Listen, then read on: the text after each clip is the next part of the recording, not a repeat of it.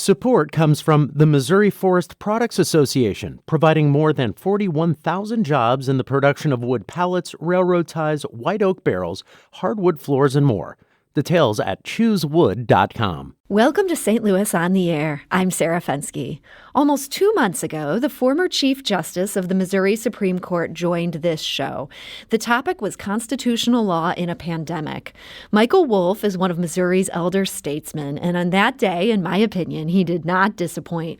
In fact, in the 2 months that have followed that show, I found myself thinking frequently about what he said on the air that day, and I want to play that back for you all today. This is what former Chief Justice Michael Wolff said on April 1st about constitutional rights in the age of the coronavirus. There are a number of things that in ordinary times think of as being violations of your constitutional right, which include the right to travel between states, the right to travel generally, the right to associate, the right to freedom of association, the right to go to your church and worship as you wish. All of those take a back seat to the when there's something that's facing a serious public health threat. So the courts see these challenges, and there will be challenges to these things. But I kind of had three guidelines for how we look at these things. First of all, in an emergency, as when there's a war or a pandemic that threatens the health or safety of the people, the government's going to do what the government's going to do. And we'll find out later, maybe years later, whether it was constitutional. My rule number 2 is that many of the acts of government during these unusual times are unconstitutional. But I'd have to tell you, see Rule 1. And then I have my third rule, which is really not a legal principle, but I think it's probably true in sort of public health context, is that everything we do before a pandemic will seem alarmist. Afterwards, everything we have done may seem inadequate. So there we are. And the law tries to fit itself into that, and we have principles that we need to remember. We need libertarians, conservatives, and liberals to remember our values, because we're going to be sacrificing some of them in this time. And that, again, is Michael Wolff, the former Chief Justice of the Missouri Supreme Court. You can see why that thought lingered for me. He just laid it all out so eloquently. That was April 1st, and now it's May 28th. And many of those legal questions are still making their way through the courts. But a few things are becoming a bit more clear. And joining us today to dig into how these issues are playing out in the metro area in real time, in courtrooms across the place, is an ace panel of experts. And that today includes Bill Freivogel. He's a journalism professor at Southern Illinois University, Carbondale. He's also an attorney. Bill, welcome back. Hi.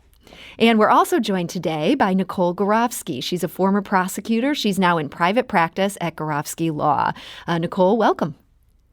Hi, Sarah. Thanks for having me. And last but not least, this month, we're joined by Dave Roland. He's the Director of Litigation for the Freedom Center of Missouri. And I should note, he also joined us on April 1st for that great discussion with Chief Justice Wolff talking about con law. That's his area of expertise. So, David, thank you for joining us. It is always a pleasure, Sarah. Thanks for having me on. So as Michael Wolff noted so eloquently, the government is gonna government. And in St. Louis County, that has meant taking a local chain of gyms to court. They're called the House of Pain. And the county has taken them to court for opening in defiance of the health department's orders. Nicole, let's start with you. What is the basis of what the county is claiming here in this case? So basically, the county is claiming that our state constitution, some of our state statutes, and the county charter all contain provisions that allow health officials to enforce restrictions to protect public health, and that they have chosen to use those restrictions, laws, and established, rules in the constitutions and charters to say that it's just not safe for gyms to reopen at this point. Again, that's going to be an interpretation of those laws and statutes, and whether or not that's protecting public health at this point, and whether that still needs to be done. And I think, Judge Wolff's statement hits it exactly perfectly, which is, there's going to be a lot of secondhand quarterbacking on, whether we got it right. And I say we as in society, got it right on judging, were we too restrictive? Were we not restrictive enough? Bill Freivogel, do you think the House of Pain has any chance to succeed on this? It seems like across the nation, gyms are the thing that people aren't quite ready to have reopen yet. Well, I guess I don't know if they have a chance, but I think one thing that hurt their chances was we did get a memorandum decision by a U.S. District Judge, Stephen Clark, in a case involving another gym and an antique shop that wanted to open up. And he said that the city and county officials had the authority to issue these health directives during this time of a pandemic, and that the courts were really not in a good position to second guess their decisions, and that specifically the local authorities in St. Louis and St. Louis County had that authority. It wasn't just an authority for the state health director. So the fact a judge has said that, does that mean that's kind of all systems are a go? They can just do this now? Well, it doesn't mean that all systems are go. That was an order that turning down a temporary request for a temporary restraining order, and so then there'll be a trial on the merits of everything further on. But he went into a lot of detail in denying the temporary restraining order, and so at least in the district court, that would be something that in U.S. District Court in the Eastern District of Missouri, that would be something that any other judge would have to pay attention to. As for Mike's wisdom, I mean, Mike's almost always wise, but I'd want to put a whole lot of footnotes on his wisdom there. I mean, remember there were the Japanese American internment camps in World War II. Mm-hmm. Korematsu, U.S. Supreme Court said that was just fine. It took them till last year to say, oh, we were wrong. We were wrong about that, and we remember some of the John Ashcroft excesses after 9/11, rounding up 5,000 Middle Eastern men with no reason to believe that they actually were guilty of anything. Military tribunals. It's actually at times of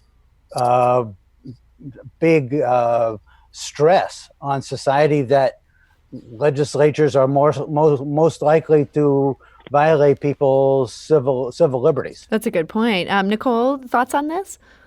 Yeah, I mean, part of what Bill, I think, is saying more articulately than I was saying is that, the Constitution and a lot of our laws allow for things that are going to be just per se constitutional because they're literally written into the Constitution. So in March, as you can remember, the president declared because of the pandemic, there was a national state of emergency. And then on the same day, our governor declared there was a statewide state of emergency. And when that happens, that automatically triggers a number of provisions in, state and federal constitution that allow for a lot of government action. Down the road, whether we decide if that was, morally correct is sort of a different issue. But legally, those triggers are in the Constitution and, they're not, I don't think, easily challenged. Dave Roland, I have to suspect you want to hop in here. Yeah, I sure do. So it is true that, as Mike noted, there is a lot of leeway that the government tends to get in times of emergency, especially when you have a contagious disease. The one thing that we explored a little bit in that show is that not every constitutional right gets suspended. There are two in particular that courts continue to take very seriously, and that's the right to due process and also the right to equal protection. And so what we have been seeing over the last month and a half with some of these legal challenges have been basically courts looking at, are these emergency measures being applied evenly, and are the businesses that are being affected given an opportunity for due process? There was a case in Ohio recently where a gym successfully pushed back against the state regulations, in part because there was no process for them to follow to kind of get a reevaluation of whether they could be considered an essential business or if they were being treated the same as other businesses. And so I think that if House of Pain wants to assert a due process or an equal protection claim, they may actually have a viable constitutional defense. Because again, even though emergency measures do allow for significant exercise of governmental power, those will never absolutely trump the Constitution itself. And so, again, I think that the most important thing that government officials can do in the emergency time is, number one, make sure that you are doing your business in public eye, instead of doing things behind closed doors. But number two, making sure that you're applying the law evenly to everybody. If they do those two things, they have a much better chance of their measures being upheld as constitutional. If they fail to do those things, there's a significant possibility that challengers might prevail. Nicole, thoughts on that? Well, I was just going to say that is a perfect lead-in from Dave on the other case that we were talking about, in St. Louis County, of some of these churches that are looking at suing over their attendance limits and not being allowed to fully reopen because they are actually claiming exactly what Dave is talking about under equal protection portions of the Constitution, that they are being treated less favorably than these secular organizations or these secular businesses. And they're claiming that is a violation of equal protection. Now, it's arguable whether they are, and the fact that we're talking about two cases, one is a secular business and, one is about a religious institution, kind of leads me to believe that they're not being treated differently because obviously they're both unhappy. But that is a great segue, I think, talking about the Equal Protection Clause and whether places are being treated equally. I mean, that, just to follow up on that, that's definitely true. That if a church were treated in a way that was less favorable than a secular institution, that would be unconstitutional. You wouldn't be able to defend even an emergency measure based upon that. The other thing that's coming up in a lot of these cases is even if these emergency measures, as they are almost always legal and constitutional at the beginning, for how long are they constitutional? And so, for example, in Illinois, does the governor's emergency power end after 30 days? The Wisconsin Supreme Court, in a partisan 4 Republican judges, 3 Democratic judges ruling, said that the governor of Wisconsin's authority had run out. He was keeping the state closed too long. So this question of how long also factors in. We're talking to our legal panel today. We need to take a quick break here. We're going to come back and we're going to continue this conversation. And if you have a question or comment for this panel, specifically as to the cases that we're talking about here today and legal issues involving this pandemic, you can give us a call at 314-382-8255. That's 382-TALK. You can also send us a tweet at STL on air. You can email us at talk@stlpublicradio.org. And our panel today, that was just Bill Freivogel speaking. He's at Southern Illinois University, Carbondale. We also have Nicole Gorovsky of Gorovsky Law and David Roland. He's the Director of Litigation for the Freedom Center of Missouri. We will be back to this conversation in just a moment, so hang tight. This is St. Louis on the Air on St. Louis Public Radio, 90.7 KWMU. Support comes from Missouri Forest Products Association, committed to sustainable and sound conservation of the state's forests, which support more than 41,000 Missouri jobs, resulting in a $10 billion industry. ChooseWood.com. And now back to our conversation. We're talking to David Roland of the Freedom Center of Missouri, Nicole Gorovsky of Gorovsky Law, and Bill Freivogel of Southern Illinois University, Carbondale. We were speaking a bit about the government's ability to just shut things down in this pandemic and what happens if a business tries to challenge that, as in the House of Pain, which is a gym that St. Louis County is now suing, saying they opened before they were allowed to, and as in a church that is now suing St. Louis County, saying, hey, these requirements are not fair to us. And that case is actually going to be in court this afternoon. Dave Roland, I know you're particularly interested in issues involving the right to practice your religion. What are your thoughts on this church case in particular? Do you think they have a good chance of prevailing here? So one of the things that we have seen over the last 6 weeks is that courts have been very emphatic that if exceptions are made from emergency orders for secular businesses, then similar exceptions must be made for churches. We saw it initially with churches that wanted to have drive-through services, and the courts noted, look, if you're allowing drive-through service at a liquor store, surely you can allow drive-through service for a house of worship. This Church of the Word case is slightly different because they do want to meet indoors. They do want to have gatherings larger than are being allowed for some other purposes. But they're arguing that it's just straight up a violation of their religious freedom. So one of the things that I thought it was really interesting about this is Nicole suggested before the break that they were making an equal protection argument. And I know that some media outlets have covered it that way.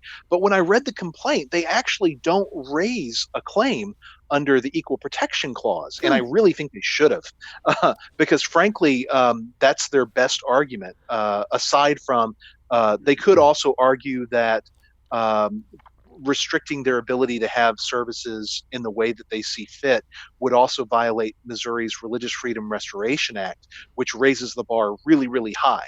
What do you mean by that? Raises the bar really high? Okay, so when someone wants to challenge a law or a policy that the government has implemented, courts have different levels of scrutiny. In other words, bars that the litigants have to jump over in order to win the case. And with religion, usually the bar is very low for the government to win the case. And so by passing the Religious Freedom Restoration Act, Missouri established a much higher bar that the government has to clear in order to justify a restriction on an act of worship. And so had the plaintiffs in this case, the church, had they invoked the Religious Freedom Protection Act or the Religious Freedom Restoration Act, then the government would have had, I think, an even more difficult time prevailing in the lawsuit. They might still prevail, but it would have been a higher hurdle for them to clear in order to do so. Interesting. So I think the church has a chance to prevail here, although maybe if they had chosen a different legal theory, they might have an even better opportunity. I hope those lawyers are listening. Bill? Just two little points on that. While David's correct about it being what's called a free exercise First Amendment claim, they do say in their claim that they complained that they are having much more substantial burdens on their meetings, their gatherings, than are a wide range of secular businesses. So, there's this equality element to freedom of free exercise claims that they argue. And plus, while David's right, the Religious Freedom Restoration Act has this very high bar of proof that they actually are asserting that bar without actually citing the act directly. They say that the state's rules have to be narrowly tailored and the least restrictive means possible, which is exactly the Religious Freedom Restoration Act burden. Dave? Yeah, so you're right. They have raised that issue, and frankly, I think that that's the way the First Amendment should be interpreted. It's the way the First Amendment, the free exercise provision, was interpreted prior to a case called Employment Division versus Smith about 30 years ago. In Employment Division versus Smith, they said that standard no longer applies for a pure free exercise claim.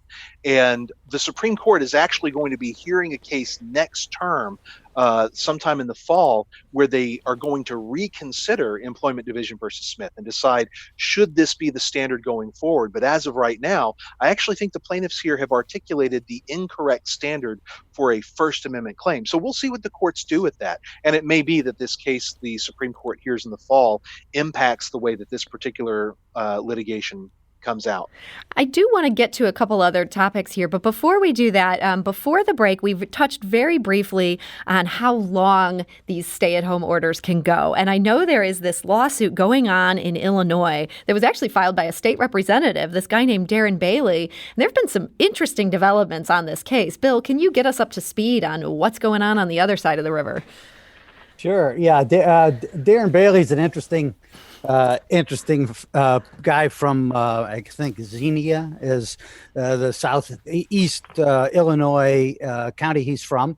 Very much of a very down, rock-ribbed Republican. He was kicked out of the Illinois House about 8 days ago because he wouldn't wear his mask. There was a bipartisan vote to do that, to say, if you're not going to wear your mask, you can't be on the in the House proceedings, as they're moving forward. So this guy's a rebel who's willing to endanger his fellow legislators' health. Yeah, right. Although I did see he came back 2 days later with a mask on, so he eventually capitulated. He caved. There's some interest. So there, the question in Illinois is very much, as Governor Pritzker in employing the Illinois Emergency Management Act powers. Has he exceeded the time limit for them? Because there's a statutory, the statute says that he has these powers for 30 days, and he's well over the 30 days. And there was a state judge who ruled, yes, the governor had exceeded that time limit. Then there was a new substitute lawsuit filed by Bailey. The Attorney General removed it to federal court. And then in a sort of surprising development last Friday, the Civil Rights Division of the Justice Department under Attorney General Barr entered the case to say it really, on the side of Bailey, to say the case should go back to state court because it really is a state legal interpretation. What does the Illinois Emergency Management Act mean, and how long can it be used by the governor? That's a state interpretation, should be done by a state court. Bill, should we take this as a sign that the Department of Justice is sympathetic to Representative Bailey's overall argument, or are they just looking at this one large jurisdictional issue? I think we should take it as a sign that they're very interested in this, and because it's very extraordinary that they would enter a case on just the kind of the issue of should it be in state court or should it be in federal court, and I think it's been it's been very clear that the Attorney General Barr and the president are believe that the country should be opened up faster, and I think that the Attorney General is very eager to be involved in cases going forward that relate to questions of constitutional freedoms being impinged upon by these health orders. I actually want to go to the phone lines. We've got a caller here with a good question for our panel. And after that, then I want to get to some other litigation that has to do with institutions of higher education. But let's go to Dennis. He's calling from Overland. Dennis, hi. You're on St. Louis on the Air. Hi, and hello to all of the panel. I have ended up in Guanajuato, but I'm back here because of the pandemic. I wanted to point welcome out, back. Yes, it's good to be back in some respects. I wanted to point out that the cries of persecution is just a little bit much. We have the most freedom of religion in all the world, pretty much, and all of these people from their various religions do not have to be in a church, and the people that want to work out do not have to be in a gym in this situation. Push-ups. You can do push-ups. You can pray. the places where we are ending up with this virus taking off, unfortunately, is in large places like the bar in the Ozarks and in churches. So the virus doesn't discriminate. Dennis, thank you for that. Thank you for that point. I think that's a fair thing. And certainly that choir practice in Seattle, that was very concerning to a lot of people. Yeah, Dave, I know that the church sort of takes on that question in their litigation. They're saying that this is intrinsic to their faith, that they have to be together in person. Does that make any difference legally? It is important. So it is one thing for someone who is not part of a particular faith community to say, oh, well, this isn't that important. If the faith community believes that it's important, then it is in fact important. And this Church of the Word case, they specifically pointed out why they do believe that it's so important that they gather in person as a family, that they participate in certain acts together as a community. And so one of the reasons that we have a First Amendment and a protection for the free exercise of religion is to make sure that people from outside of a faith community cannot, without a really good reason, interfere with the practices that a community believes are necessary and demanded by God. So I actually think that we cannot judge these cases by saying, well, I don't think this is important. What really matters is whether it's a sincerely held belief, and then whether the government can put on enough evidence to justify the interference with their ability to practice their faith. And yet it doesn't seem like the Constitution gives us the right to go work out in a gym as opposed to at home. So I don't know. It's hard to say where is the standard these days. CrossFit may be a religion for some people, but I don't think that's the argument they're putting forward. We do need to take a quick break here. When we come back, we're going to talk about all the lawsuits that have been filed against higher education institutions, and we'll be talking about that with David Roland of the Freedom Center of Missouri, Nicole Gorovsky of Gorovsky Law, and Bill Freivogel of Southern Illinois University, Carbondale. This is St. Louis on the Air on St. Louis Public Radio, 90.7 KW. Support comes from the Missouri Forest Products Association, committed to conservation and careful management of the state's forests to make them more resilient and better habitats for wildlife. ChooseWood.com. WMU. Welcome back. We're discussing all the latest legal news with our Legal Roundtable. Today, that includes David Roland of the Freedom Center of Missouri, Nicole Gorovsky of Gorovsky Law, and Bill Freivogel of Southern Illinois University, Carbondale. And one of the major fronts that it seems like lawyers are going to be scrapping over in the coming months has to do with higher education. Now, classes in the spring semester moved from being in person to being online. Seemed like a pretty sensible thing to do at the time, but now universities are getting hit with lawsuits over this. Nicole, what's the basic issue that these people bringing these lawsuits are making? So in non-legal terms, the issue is basically that students, who paid their tuition and paid for the entire college experience of being on campus and having their live in-person classes are not getting that experience and are not getting those in-person classes. And they there are all kinds of class actions now on the legal terms popping up all over the country to have tuition returned because they are not getting the full benefit of what they were promised or what they believe that they paid for. And it's actually a very interesting legal issue. And it seems like, when you state it in those simple terms, it seems like kind of a slam dunk. You pay to be on campus and reap all the benefits of being there. You're not on campus. Bill Freivogel, is it that simple? I don't think it is that simple.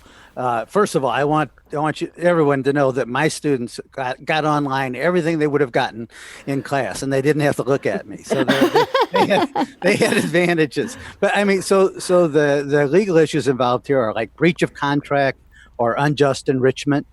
I was noticing a comment that was by Christopher Schmidt. He's a partner at Bryan Cave, so he's a local person who's sort of an expert on this, who was saying that he doesn't believe that any of the written agreements that students sign at the time they enter college say anything about in-class about getting their experience in class. I mean, I'm not saying that's not important. The whole college experience is important.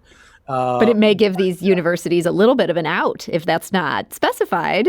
Maybe if it's not specified. Plus, there's all these sort of these various contract doctrines like force majeure. I'm not even sure if I'm saying that right, but it's sort of, is this an act of God? Is it really? Are they doing as good a job as they could have?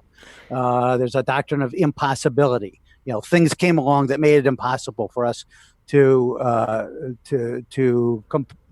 give the student everything that they might have wanted in the college experience, but we're doing the best we can. Yeah, that could give them an out. Okay. Doctrine of impracticability. It just became impractical to be able to have these in class. Plus, on the whole unjust enrichment, the separate unjust enrichment claim. I mean, colleges they're not really getting.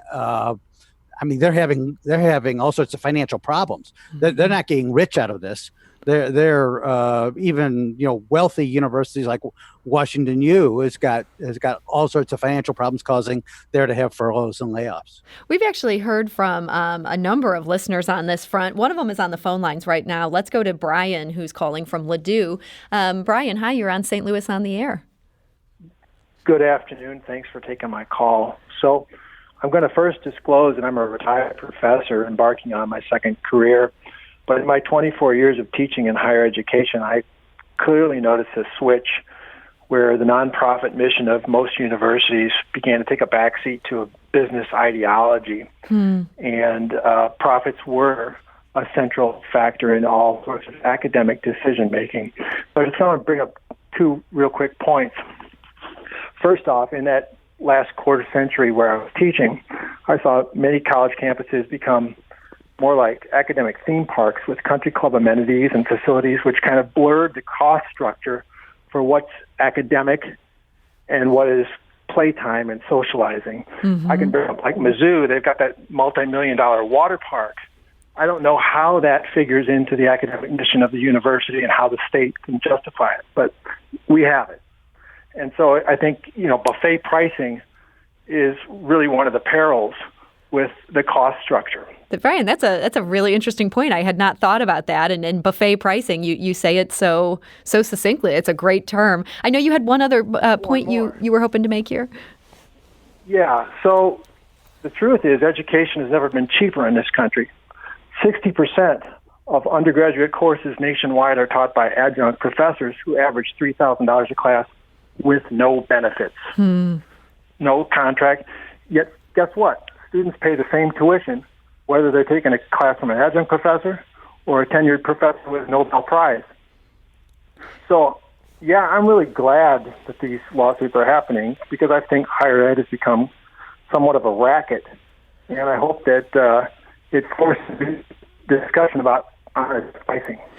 Brian, thank you so much for that perspective. It's interesting to hear. We also heard from Kathy via email. She's an assistant professor at Southern Illinois University, Edwardsville.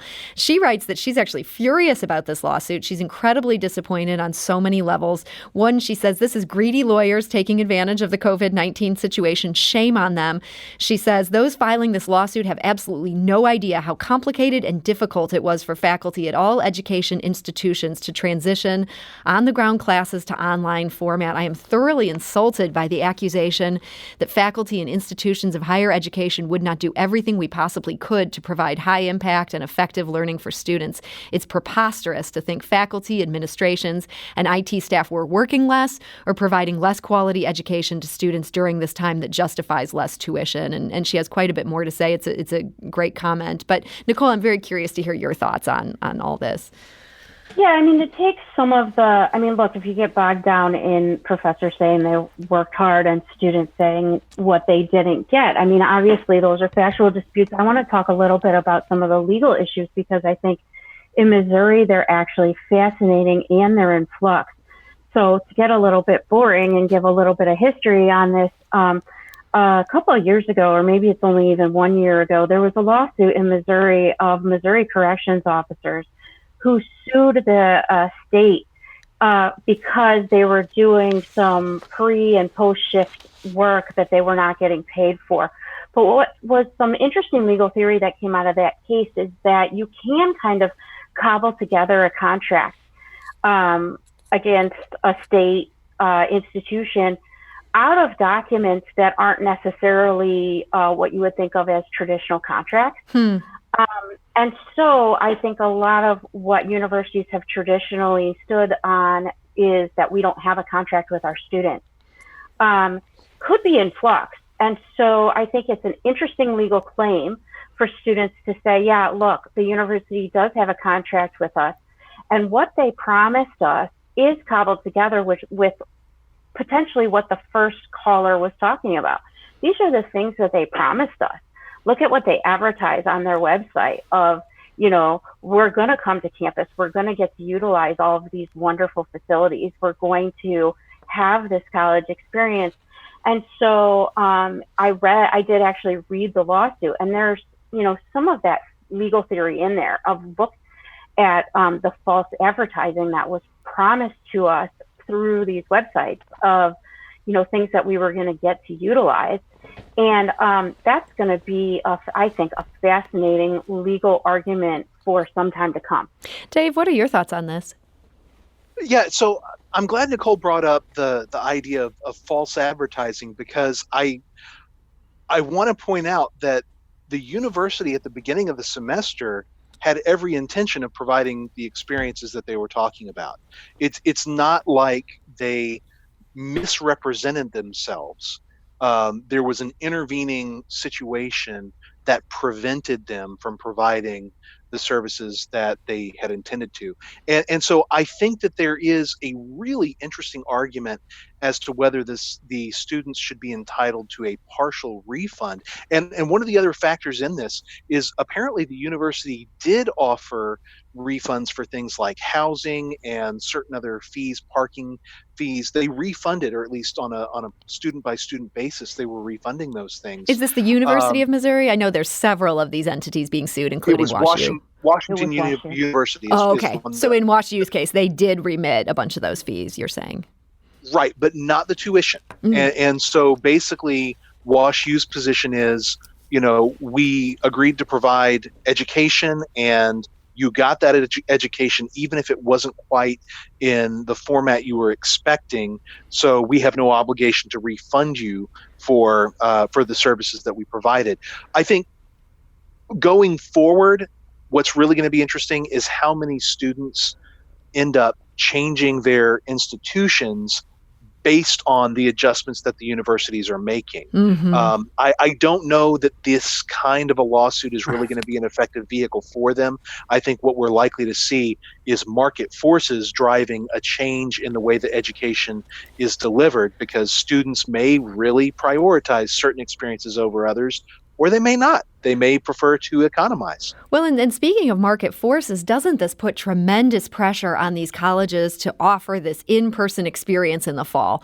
Because if they don't, students may well vote with their dollars, and there's potentially a real danger in that, in having a bunch of kids back in dorms. I can see this cutting several different ways. Bill, any thoughts on what this could do outside the courtroom? No, I think you're absolutely right. That the market forces that Dave is talking about are putting a lot of pressure on colleges to provide that in-person experience, so they don't lose some of their best students to some other university that is going to provide them. I know Washington University just announced yesterday that they're going to try to. I think they're starting a little bit later, maybe, and they're going to be providing an in-class experience. So yes, I think there is the possible danger that we'll discover in January. Oh, we opened up too soon. We have more listeners with thoughts on this. Joshua writes on Twitter, "My wife is in a nurse practitioner program. She couldn't finish her clinical hours due to the pandemic. She shouldn't have to take on that debt." It's hard not to be sympathetic to what he's saying there. Fred is on the phone lines calling from Glendale. Hi, Fred. You're on St. Louis on the Air. Yeah, hello. Yes, my concern is for our local education providers. It seems to me that our local school districts are between a rock and a hard place, because it's probably a given that students are going to be somehow exposed to the possibility of acquiring this coronavirus. Now, I was wondering if the school district were to require a hold harmless agreement from the parents of students returning to class, if in fact such an agreement would be enforceable. It's kind of like, if you're having your roof done by a contractor, the contractor can have you sign a hold harmless agreement if an accident would occur or something. Fred, that's a really good question. Like, could people agree to find the university not liable if it let people come back in person? I hope I'm stating that right. Does anyone on our panel have a strong thought on whether or not that would even be possible? Bill, I'm going to put you on the spot. I have a strong thought that parents would be really mad at being asked to sign that. They'd say, let's make the right decision. Let's not try to put this all on the parents to take on all the possible harm. So does the university have to take all the risk, and those of us who are individual factors, we bear no responsibility on the choice we make?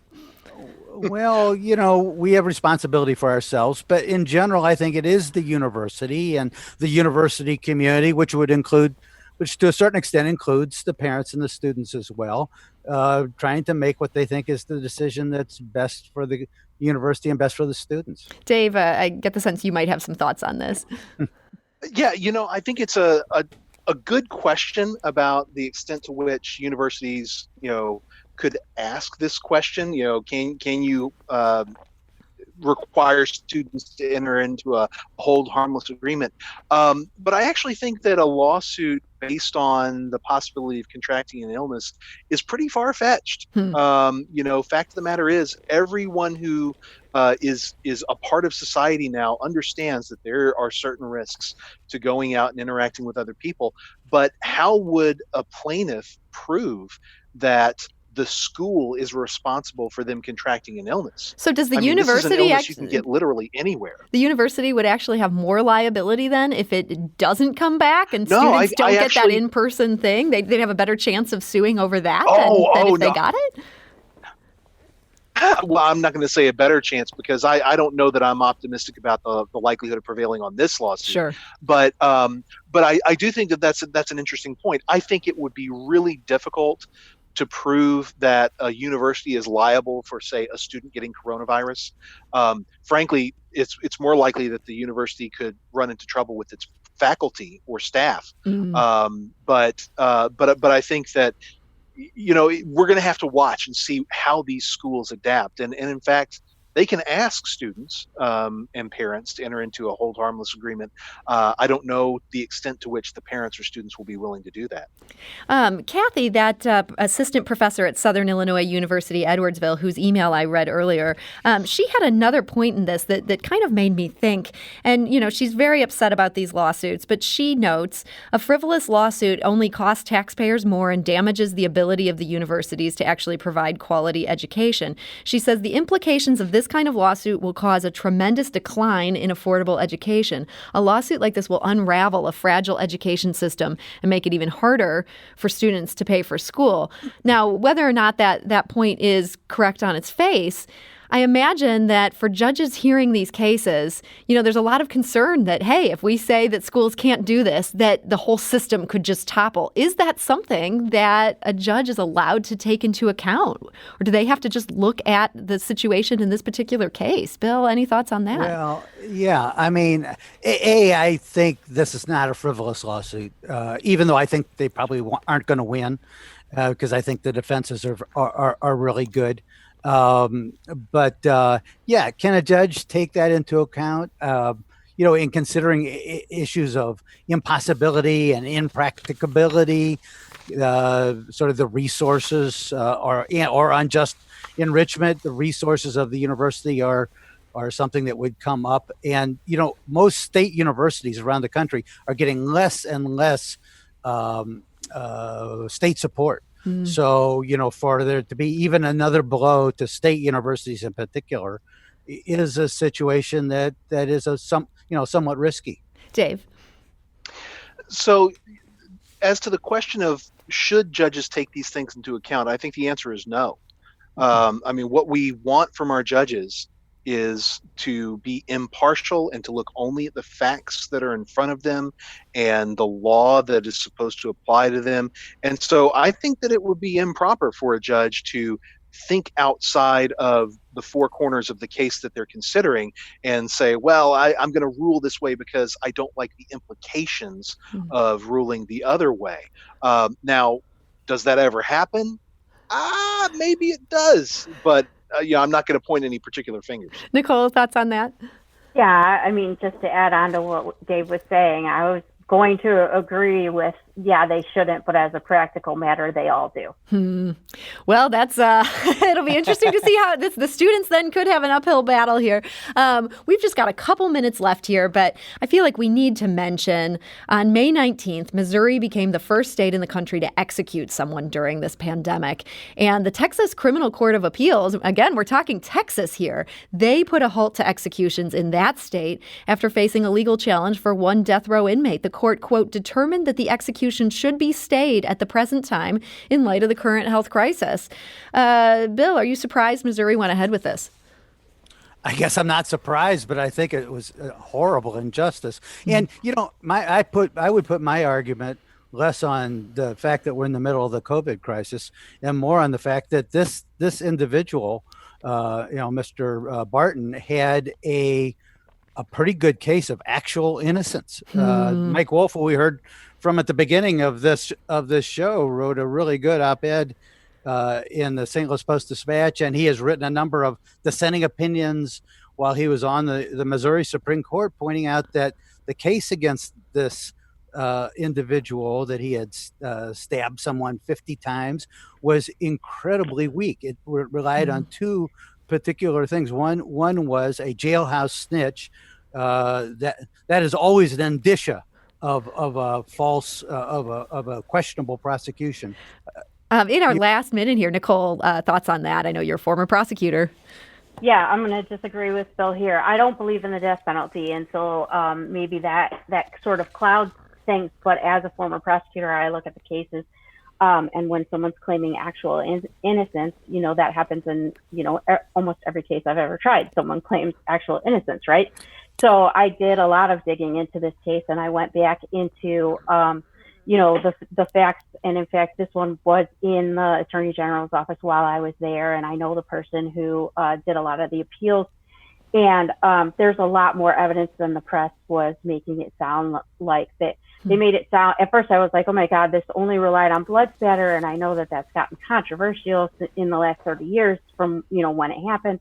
But there's actually a lot more evidence if you dig into the record. And juries found him guilty every time. It was overturned on some legal technicalities. But I thought it was a relatively weak actual innocence claim. Okay. Well, some controversy around that death, as there always is in capital cases. And that's a sobering note to end on. But unfortunately, we're out of time. Nicole Gorovsky of Gorovsky Law, thank you for joining us today.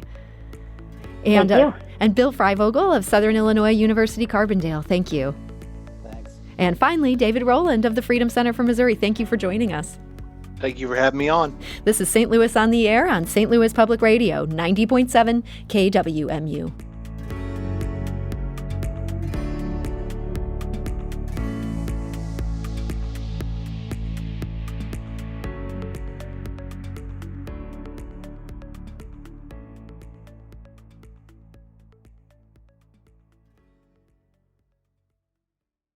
Support comes from the Missouri Forest Products Association, providing more than 41,000 jobs in the production of wood pallets, railroad ties, white oak barrels, hardwood floors, and more.